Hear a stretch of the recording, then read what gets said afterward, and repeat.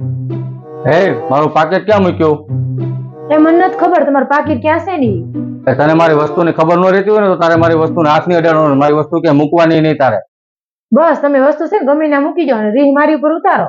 બસ હવે હામું બોલવાનું ચાલુ કરી દીધું. તમને છે ને એટલો બધો વાંધો હોય ને મારી હારે તો તમારે મારે વાત જ નહીં કરવાની અને તમારો સામાન છે તમારે હાચે જ મૂકી દેવાનો. હા બોલો. એ તમે ને મારી દીકરી બે ઘેરે આવો નહીં, મારી તબિયત બરાબર નથી ને એટલે. એ હારું હાલો, અમે ફટાફટ પહોંચી છીએ, તમે કઈ ઉપાધિ નહીં કરતા. એ હાલ તો તાર મમ્મીનો ફોન આવ્યો હતો, એની તબિયત બહુ ખરાબ છે ને તો આપણે એને જવાનું છે જલ્દી. લે હવે કેમ છું? અત્યાર સુધી રીહમાં વાત કરતા હતા, હવે કેમ પ્રેમથી વાત કરો છો? તું મારી હંમેશા છે ને એક વાત યાદ રાખજે, આપણી વચ્ચે ગમે એવો ઝઘડો થાય, ગમે એવી માથાકૂટ થાય, પણ કોઈ ત્રીજી વ્યક્તિને આપણા ઝઘડાની અને માથાકૂટની ખબર ન પડવી જોઈએ. કોઈ બીજી વ્યક્તિની સામે છે ને આપણે તો હંમેશા એકબીજાની કદર જ કરવાની છે, ઇજ્જત જ કરવાની છે એકબીજાની. એટલી વસ્તુ ખાલી ધ્યાન રાખવાની છે. તો હાલો આપણે જઈ. એ હાલો હાલો જાય.